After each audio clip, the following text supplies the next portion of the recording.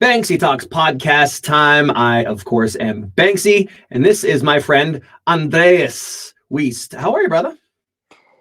I'm doing all right. Little cold, as you can see from my beanie. A bald man and winter does not go together very well. Bruh, welcome to the family. Okay, I'm living that life, man. I got in the Yeah. ice plunge this morning. My neighbor comes over and plunges with me, and he Mm. got in it this morning before I took the kids to school. It was 26 degrees outside. Oh, Now, thankfully, by the time I got back, it had warmed up to 29 degrees. yeah. But Sweltering. but I still got in it. But it's funny because I wear a beanie in the cold plunge on days like that where it just Mhm. it's too cold, man. I gotta have something on my melon.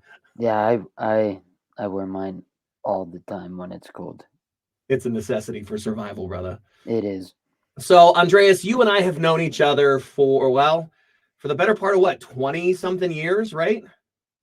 probably a little more, but yeah. We started, so people will get a kick out of this since you're obviously in a wheelchair. We can see sitting in the chair there. Hmm. We worked at a roller skating rink together back in the day. Yeah, but I wasn't always in a wheelchair. we I yeah, went we we were I on went different from sets not of being wheels. in one into becoming a giant roller skate. Different sets of wheels back then. So talk about, you were born with a condition and you've had a crazy hand thrown at you. And I think the whole point of our conversation today is going to be, overcoming obstacles and the hand sometimes that life deals you, because you were born with a condition and then also had a pretty tragic accident. Flashes back to the very beginning and talk about the hand that you were dealt and what happened. Well, it happened on one September night when my mom and dad met. And no, When two people love and each other very much. they gave a special hug. Um, no, uh, yeah. So my journey with adversity huh, became started at a very young age. At 4, I was diagnosed with what is called juvenile idiopathic arthritis. Um, Basically, old man joints in a little person's body. Uh, and it was tough because joints swell up. There'd be a lot of pain involved. It just was, yeah. I was a senior citizen at 4 years old, joint wise. So I had to craft my own way of playing with kids, with the other kids, which I did all right. I would never, not too frequently, push myself beyond my limits, but sometimes I'd have to just so I didn't miss out completely.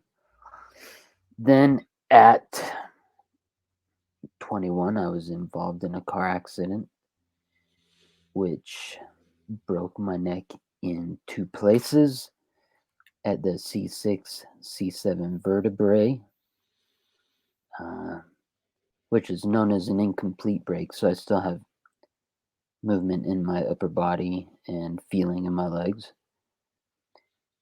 So yeah, that presented a different set of challenges. The kicker there was if I didn't have arthritis, it would have just been whiplash. But because of the damage the arthritis did to my bones, it made it a whole lot worse and it broke in 2 spots. So from there, I spent 3 months in a hospital bed. 6 weeks of those, I was intubated, had a tube sticking out of my neck, and had to communicate with a magnedoodle board. And for someone that is never short on words, and there's limited writing space on a magnedoodle board, frustration set in quickly. I can't tell you how many times that magnedoodle board went across the hospital room because there was so much more that I wanted to say. So yeah, But you have that always been a person that, in my experience and my relationship with you, despite all the challenges that you had, you always found a way to cope with humor as a way to disarm people's expectations. Because clearly, like when we would go out and we all just hung out as friends, and it was never a question of, can we take Andreas with us or anything. It was just part of the group you were coming with. We were doing all the things we were doing. I mean, we worked at a freaking roller skating ring, for crying out loud. Like, we had a lot of fun doing what we did.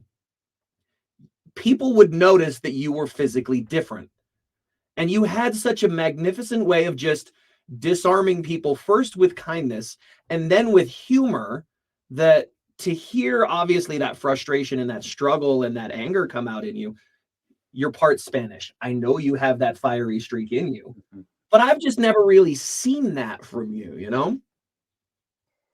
Oh, well, yeah, we did have some good times. A few times I went to Club Omni with you. Oh, Club Omni back in the day. Those, Shouts out to all the old school Provo folks that know about Club Omni, the yeah, liquor-free nightclub for all the BYU kids. yeah.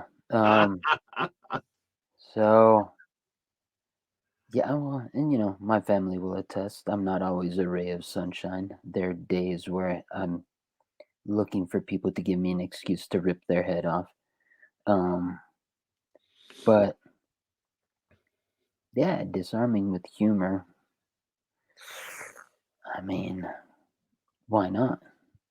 It's Was that because that was all like so I grew up, I was always, I mean, my nickname when we were hanging out was what? Fat it, Man. yeah. Like, I was always the big thick kid, right? Hmm. I had to use humor to deflect attention away from me, almost as like a defensive and coping mechanism. Is that Hmm. what you found in your situation too? I mean, you have a quick wit naturally anyway. I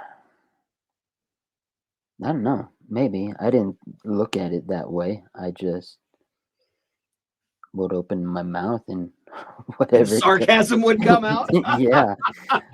Uh, yeah.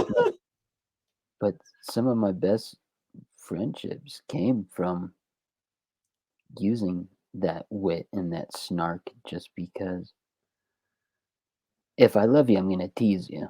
And that's just the bottom line. And yeah, no, it was just Does that who I sense of am. humor run through your family? Because I know, like, we could talk about some other adversities that your family's got into, but I don't want to dig into that because I want to keep it focused on you. Like, I know your dad is a very kind person, but he's got a very kind of dry sense of humor that comes out. And I don't know if that's because of English, and Spanish and the combinations of languages there. Your mother will cut somebody with a knife. So I know there's a I have lot the of that. Does scars. that I have come the from your scars to family? prove it. um, yeah, no, it just and my dad has a dry sense of humor, but I'm the only one I would say that is in your face about it. I yeah, I just whatever pops into my head, whether it's speaking or writing, I'll put it down. Uh, yeah, it's just how I navigate through life. It makes it easier. I, you know, whether with disabilities, y- people want to initially want to talk down, and then I'm like, no, don't talk down to someone that chances are smarter. I'm smarter than you. You don't want to ridicule the person that could be calculating your destruction. Um, See, that's the sarcasm I know, and that's the snark, the um, the wit that I've come to expect. yeah. Did that happen a lot though? Because I know pre car accidents, it was always a moment where where people would be like, "Oh, what's going on there?" But obviously, mentally, you have all your capacities. You're not stunted in your growth or your development mentally in any way. Although Mm. some would probably argue the latter to that. Um, It but depends on the hour of the day. you know, But like, did you find that people would just assume because you had a physical disability that you were somehow mentally diminished as well? Oh yeah, that's I think that just comes with the territory. They think one is associated with the other until you prove them wrong. And oh, it's one of my favorite things to shut people down when they're doing that. And I don't try to do it in a mean way. I mean, I correct, I educate, and then I increase in love towards them. Because you can't make the world a better place if you don't increase in love towards the ignorant masses. See, I Um, think that you hit something right there, that increase in love, right? Like making sure that once you have addressed the concern, that like you're the type of person that I notice you've never met a stranger. Does that make sense? yeah, Like you always find some way to connect with just about everyone you met. And that obviously comes from that place of love then. That where did that perspective for you come from? How did was that taught to you by your parents or is no, that no, no, not. Um, and not because they don't love people, but it's just they would rather stay in their. I mean, they're loving people, and when you're brought into their circle of influence, it's deep. But they're way more introverted than I am. Um, yeah, my philosophy is everyone's my friend. They just don't know it yet, and so no, it just how I've always approached everything. I is it weird that I think you get a head start because you have a conversation piece? Like I think it might be harder for someone like me to start a conversation with a stranger than for you almost because you're in the wheelchair, like you automatically have a conversation starter. no, that's not weird. A funny story is just this last Thursday, I took my niece to the library with my dad, and I was sitting there, focusing on my niece. Excuse me. And there was a dad there, and he came up to me, just came up to me. So why are you in a wheelchair? All right, let's talk. So, no, that's not far fetched to say. It happens more often than not. And my philosophy is, especially with kids, is um, I may be the first person they meet with a disability, but I'm not going to be the last. And so I'm not going to be rude or off putting to kids because I don't want to foster those, you know, those fears towards people with disability. So I think that just goes to adults too. I don't want to create that. And it's what I use in my work. Um, as a coach, just dealing with whatever everything I've gone through with adversity, and I've used it as a stepping stone towards creating the kind of life I want. I help people do the same thing because not everyone has the same vision of success, but we all want our own individual success. And we all go through adversity, whether physical, mental, just life, losing a job, whether whatever. Not very few things in life are impossible. There's enough wiggle room that you can pivot and turn it into something. And that just to be able to do that comes from taking the time to see what you can learn from it, uh, being self aware, um, being mindful of that. It's not easy. I believe anyone can do it, but it takes practice to be able to do it. You've almost been forced because of your physical conditions to be self-aware, right? Mm. To recognize the situations you're going into. That may be the hardest thing for people to do though. Like you say that really casually. How can somebody be more self-aware of their own bullshit?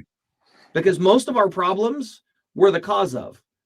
But by that same note, like most of our problems we're also the solution to. So let me see if I understand what you're asking. How will you become that level, get to that level of How do you get to self-awareness? that level of self-awareness?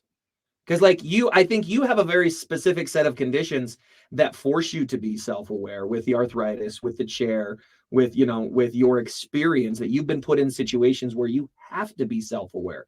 Somebody that's in my situation, where thankfully I was taught to be self-aware, but most people aren't. We live in an on-demand world where everything is catered for us. How can you teach someone that life is not an on-demand proposition, and to be self-aware of their own bullshit and to put away that ego? Like that's I think a tough thing to teach someone, especially as a life coach like you are with your business. Like, how do you show someone that they're being selfish or unaware? You know, how do you raise that level of self-realization? Um, that's a good question. Uh, it well, first off, they have to be ready, even a little bit. They may not know what they're ready for. Uh, as a coach, one of my favorite quotes is from Buddha, not only because I'm built like him, but it's a good it's a good quote. It's when the student is ready, the teacher will appear. Uh, they have to be ready because a coach a coach isn't a mentor. A coach isn't a psychologist. A coach isn't. I'm never going to force anyone or give advice how to do things. Now, I will ask a whole bunch of questions, and it's called peeling back the layers. And then, it's just constant wise, and peeling back the layers. And then when they say things, reflect. That level of self awareness comes from reflection. And sometimes you need to reflect back to them their own BS. And so when they're talking to you and answering your questions, you have to say, okay, so what I heard is this. And if you can mirror back to them what they're saying, oftentimes they're like, wait a minute, I sound like an idiot. Am So, I the douchebag here? yeah, it's like, so, and when if they're complaining about someone and you're like, so you just have to mirror back to them and have them, it's almost coaching themselves. Because if they can hear their own words or how someone is interpreting their words, yeah, they're just like, wow, I may be a jerk or whatever it may be. So the way you help someone reach that level of self awareness without using blunt force trauma is, um, yeah, just mirroring their words back to them. Sometimes they just need to hear somebody else say it, right? Yeah, they need to hear someone else say their words and they think, wait, that's what I sound like? Or this or that. So it to reach that level of self awareness, first they have to be ready. Second, they need to be able to hear their own words. To be ready to make a change, right? So Yeah. I've read a lot like you have, and like Jocko Willink's book on accountability, like extreme accountability, Hmm. some of Gary Vee's books, there's a lot of other things out there that have helped me kind of articulate a process that I've internalized for a long time. And I want to share it with you because I think this is something that you'll click onto right away. When there is a problem, we always say that, well, we have to rise above our problems, right? So I Hmm. use the acronym RISE as a way to be able to figure out my own drama, right? So first you have to recognize that there's a problem, understand that there's something going on that's not right, and whether it's me or whether it's something that happened to me, right? Recognizing that something is wrong is the first step. So that's your R in RISE. Second is identify. And I kind of already alluded to this. You have to identify both the internal and external forces that are acting on your life in that situation. So one is what is happening to me, and the other is how am I reacting to what is happening to me. Hmm. So now I've identified the forces at work. The next part, and I think this is what you hit on, and the easiest way I've come to put this self-awareness is to simplify all of the distractions around it. You have to strip away and, like you said, peel back all the layers to get to the core of the problem. What is it that's really causing me stress? What's really causing me the anxiety? What's really causing me the depression? Where is all of this coming from? And you have to be honest with yourself in simplifying down to what's really causing the problem and treating the core root of that problem and not the side effects of it. And part of Hmm. that's peeling back the layers. And then the last thing is you have to execute a plan for change. You have to set goals, 30, 60, 90 days out, a year out, 3 years out, 5 years out. Where do you want to be in your life and what do you want to do? And that's kind of what brought me personally to the point of doing the Banksy Talks podcast, with all the years of broadcast experience that I have. I got laid off back in February. There were so many other things that were going on that I didn't have control over, so I had to simplify and take the time to really peel back the layers and be honest with myself about what was next. And, is broadcast radio it? Is broadcast television it? Is sports broadcasting it?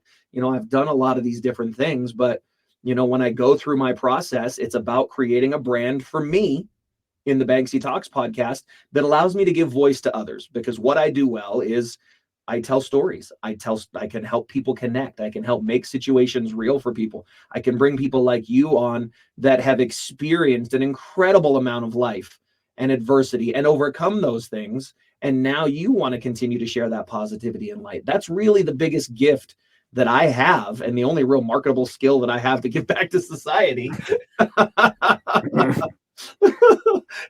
So recognize, identify, simplify, and execute a 4-step process that doesn't give anyone the answers. It forces you to be accountable for your own BS and to come up with your own plan of execution. No, I agree with that. I when I'm in my coaching sessions, I don't ask people how does that make you feel, because that gives power to the external forces. Mm-hmm. I will ask them, how do you feel about that? Because it gives the power back to them. Uh, I do like the idea of rising, but sometimes a different take on it. Sometimes you need to spend time in the dumps.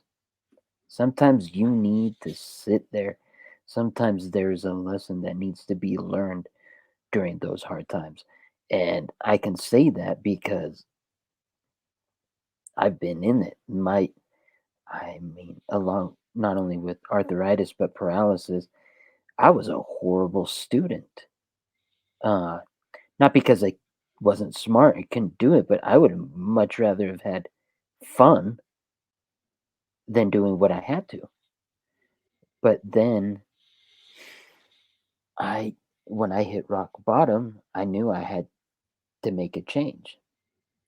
So just different events got me back into school where I finally did well and I graduated. And then that graduation in, may have inflated my ego, and I thought jobs were going to fall out of the heaven and all that.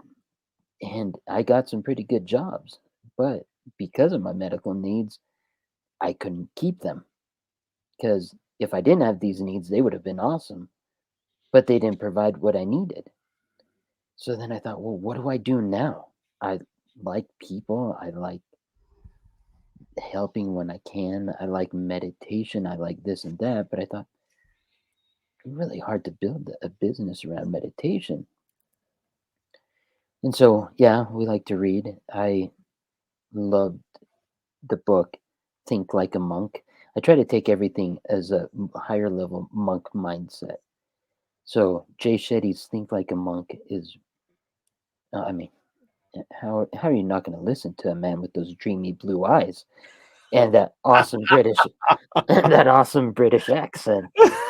And so So his clearly he got your attention. I Okay. mean, Copy that. come on, I'm secure in my sexuality, but you can't ignore dreamy blue eyes. I don't care where they come from. and so and so I yeah, a fan of his YouTube videos, and I found out he had a life coaching school, and I thought, this dude, his wisdom resonates with me. Uh, so I signed up for that and became a certified life coach. Finished it in 4 months because that was my goal, and so I did that and figure out what I wanted to do, which is adversity and creativity coaching, and using the adversity to create whatever the individual wants in their life. And it Necessity is the mother of invention there, right? yeah, Like, you're in a situation where you've reached what you think is a dead end. Something needs to change. How yeah, can you be the one to change and to take control, right? exactly. So you take that adversity, which is the necessity, and you innovate something out of, I mean, it's sink or swim. And I can, and if they're the artistic type, then I will help them with creativity too, because I I love creating things. I love museums. I love writing. I love all that. But yeah, that's what my coaching comes from, the necessity for a change, to use the adversity to It's create. always interested me, especially with guys like Jay Shetty, because he hasn't been without his own share of controversy, right? Hmm, The plagiarism claims and all of those things. None of that really bothered me because that's really what everybody's doing, right? We're soaking in all of this information from everyone everywhere that we can to try and be better. And then if I have a way to be able to articulate that in a way that connects with you, great. But the way I say something and the way you say something are very different, with very hmm. different tones and styles and personalities. So if somebody connects to the way you might help them over the way I might help them, more power to you, right? I think there's a lot of jealousy in that coaching world. and Exactly. and Yeah, and I've said that numerous times. I've said, okay, yeah, there are a lot of coaches. We may be saying the same message. They're going to connect with me instead of the coach next to me, just because they like they resonate better with my message or the way I deliver it or whatever. So yes, there are a lot of coaches, and that's a whole different topic. There are a lot of self-proclaimed coaches that I think, no, you're just getting paid a lot to give advice. Number one, coaches won't give advice because that's not what we're trained to do. And you're just a self-proclaimed coach. I can scroll through Instagram and find a bunch of them, and I think, where are your credentials? Which, to me and other certified coaches, whether they go through the Jay Shetty School, which is accredited, and it's in partnership with Oxford University in England. So it's not just some other school, but they don't necessarily even need to go through that school, through other accredited ones. I think these self proclaimed coaches that just say, I do this, I think it's a slap in the face to all um, accredited and certified coaches. So, yeah, and there's a lot of us out there, but it doesn't need to be competitive. Because if I come across someone that I think, I don't know if I can help you. I know a bunch of other coaches that I think that I will refer them to. That's how it should be, right. and that's how it can be. I've been accused of living in a utopian mindset, and I say, well, why not? I mean, we There's 8 billion people on this planet, and if I can only help 20 of them, somebody else better step up and help 20 more. yeah, exactly, and it's the it doesn't need to be contentious, and contention is another form of adversity, and you can create around ways of making that better, and that's why I feel like I exist. I mean, my nieces and nephews have coined me the minister of mischief. Well, yeah, throw in some mischief into your life. It doesn't need to be destructive, but sometimes you need to shake things up with some productive mischief. It doesn't have to be destructive, but being disruptive Yeah, helps, right? yeah, exactly. And sometimes you do need to disrupt, and that's what adversity is. It's a disruption in your life to hopefully it's something better.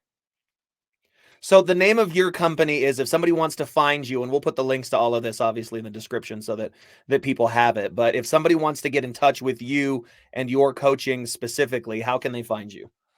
I my website is millennial dash or dash I dash zen.com, and my social media is millennial zen, all one thing.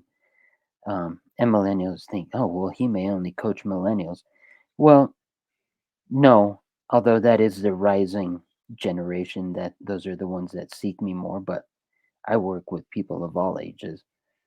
But the millennial, I chose millennial just because it's futuristic sounding. My coaching is to help people see into the future, the bigger picture.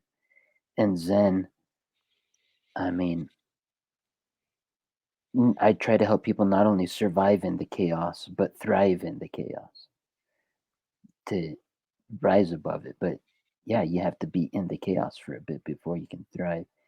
So yeah, all those social media platforms, Millennial Zen, LinkedIn under my name, or Millennial Zen. It's just all of it. That's my business.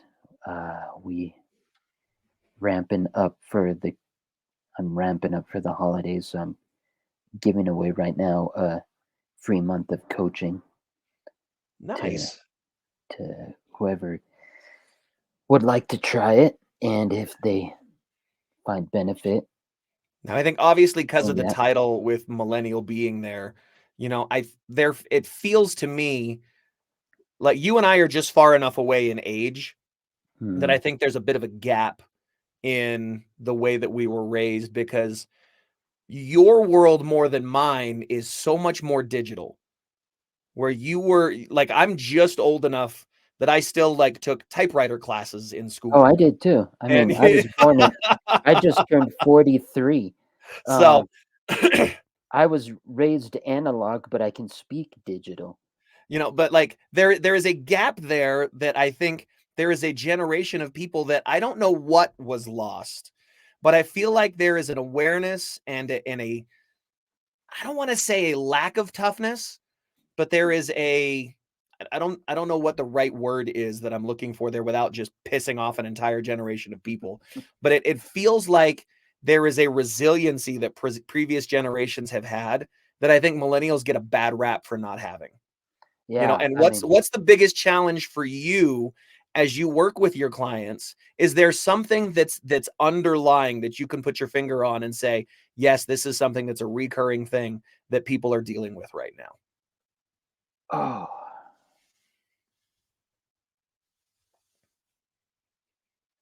you know what? The one that comes up most, and I work with all types of all industries: medical, military, business. Uh, I do personal and professional coaching.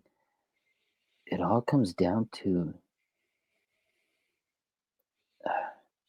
the most recurring one seems to be work-life balance, which I'm fine. There does need to be a balance in all things, but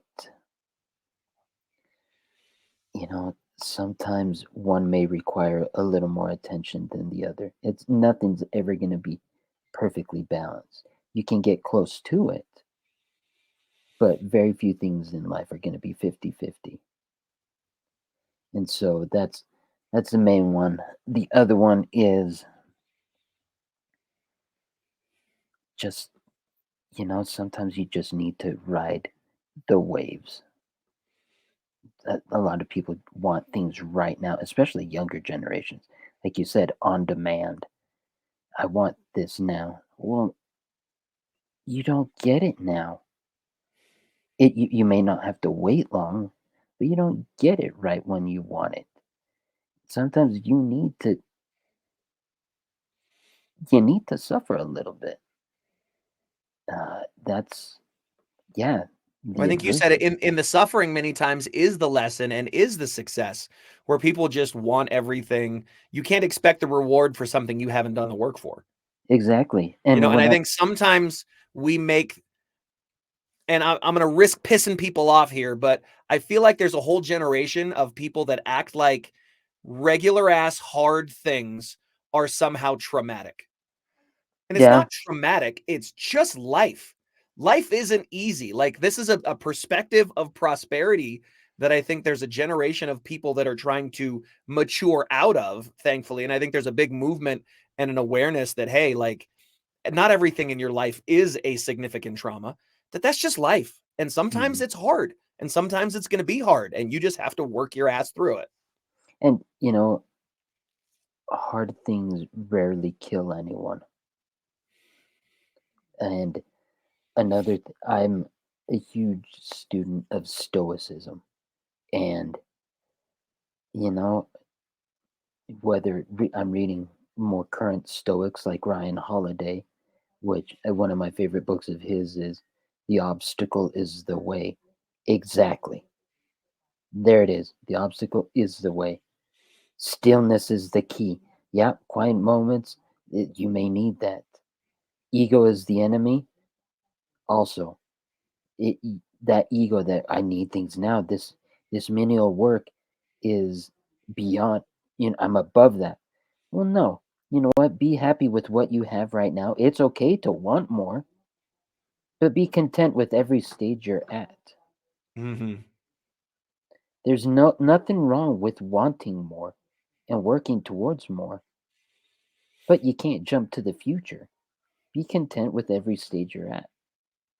And You mentioned the Stoics. I got to give a big shout out if you want to follow him. My buddy Adam on the Gray Man Project on Instagram. Huge proponent of Stoicism and a solid dude. So if you're into that, I just want to throw that out there. That's a buddy of mine. That I I I have my main beliefs, but that's not to say I can't take in other things. I've mentioned Buddha. I'm also a huge fan of Thich Nhat Hanh. I read a lot of his books. Uh, I do those types of, I do Buddhist meditations in the morning because helps me it helps me with my own ongoing adversity. The funny thing about adversity is never goes out of style. There's always going to be more of it, and there's always going to be the need to use it to create something. And there's a so, T-shirt for you right there. Like, adversity is in vogue. Like, yeah, there you go. Yeah, available soon at millennial-zen.com, y'all. yeah. It's true. You can always count on death, taxes, and adversity to be around. Um, Unfortunately. That's the what is it? Like Gary V always says, you're gonna die. Like, yeah, nobody gets out of life alive. Like, it's gonna happen. yeah. Right. So pack as much enjoyable time as you can in between it and recognize that it's not always gonna be fun. It's Um, not always going to be fun, and that doesn't mean you can't find joy within that. I mean, that's another thing is the adversity. I use it to create something, but you can find joy within it. I mean, just because it's hard doesn't mean it needs to be miserable. yeah. Do I love my wheelchair? No. Do I have fun in my wheelchair? Frequently. Um, whether by myself for a stroll or with my nieces or nephews or whatever. So, do I love it? No. Can I have fun with it? I do every single day. It's all about what you make of it, and finding those positives in life, and you can't control the things that life throws at you. It's sure thrown a shit ton at you, my friend, and you still remain one of the most positive people I know and a force for good in this world. Millennial Zen on all the socials if you want to check out my buddy Andreas. And thank you for sharing a little piece of your day with us, and a little Yeah. slice of your experience, really, is what it is, brother. I love you, man. Thank you so much. I love you too. And if people want to improve their lives, let's work together cuz I'm not going to I'm not going to give you the answers, but I can help you find the answers. Find your own, right? Work your way through it. Yeah. Adversity is in vogue, y'all. That's Adversity right. never goes out of style. You turn it to gold. All right, brother. Thank you so much for your time, and thanks for being on the Banksy Talks podcast, Andreas. Yeah, you're welcome.